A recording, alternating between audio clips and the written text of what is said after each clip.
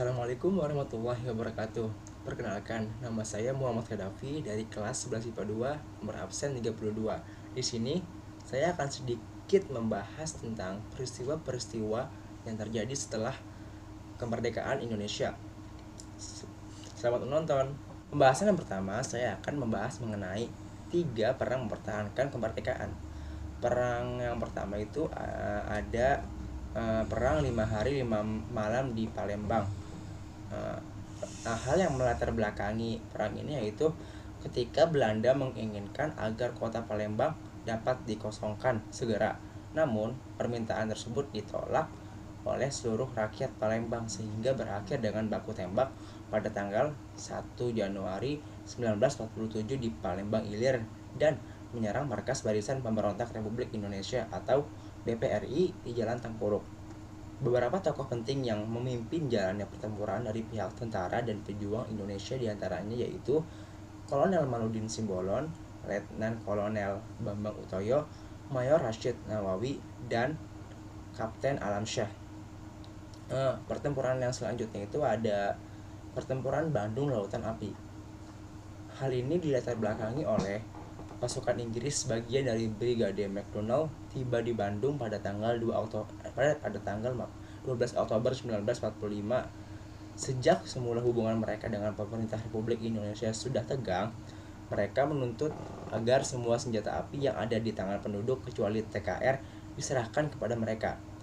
Orang-orang Belanda yang baru dibebaskan dari kamp tawanan mulai melakukan tindakan-tindakan yang mulai mengganggu keamanan. Akibatnya, bentrokan bersenjata antara Inggris dan TKR tidak dapat dihindari. Pada malam tanggal 21 November 1945, TKR dan badan-badan perjuangan melancarkan serangan terhadap kedudukan Inggris di bagian utara, termasuk Hotel Homan dan Hotel Ranger yang mereka gunakan sebagai markas Inggris.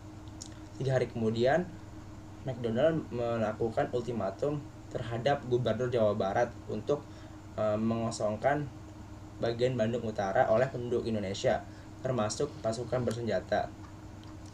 Ultimatum antara sekutu agar tentara Republik Indonesia disebut meninggalkan kota Bandung, mendorong rakyat Indonesia, mendorong penduduk Bandung Utara untuk melakukan operasi Bumi Hangus. Hal itulah yang melatar belakangi nama dari Bandung Lautan Api.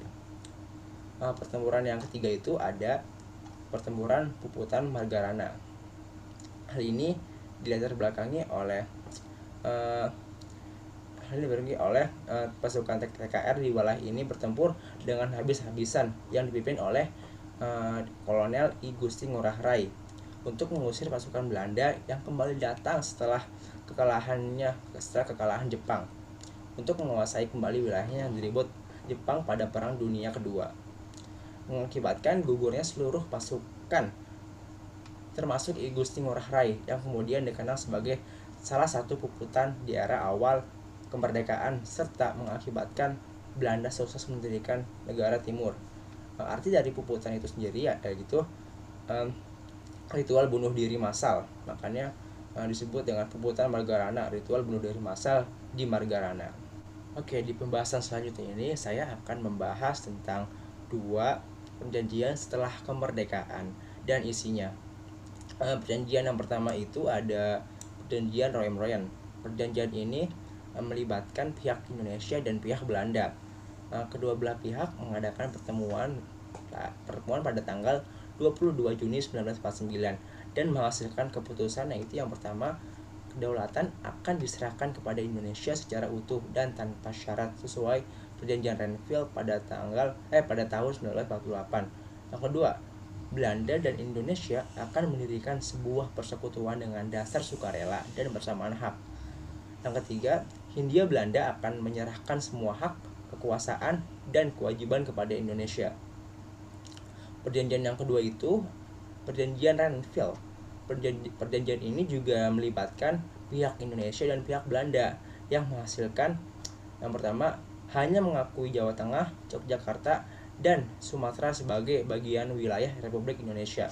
Yang kedua, disetujuinya sebuah garis demarkasi yang memisahkan wilayah Indonesia dan daerah pendudukan Belanda.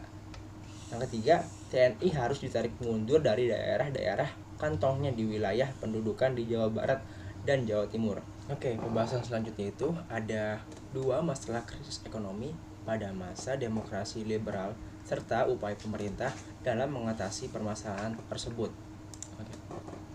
Yang pertama itu defisit yang harus ditanggung pemerintah sebesar 5,1 rupiah, dan yang kedua itu ada pemerintah Belanda tidak mewarisi ahli dalam mengatasi perubahan kolonial ke sistem ekonomi nasional. Upaya pemerintah dalam mengatasi hal tersebut adalah yang pertama itu Gunting Syafruddin, yaitu kebijakan pemotongan nilai uang atau snaring yang diambil Menteri Keuangan Syafruddin Negara pada tanggal 20 Maret 1950.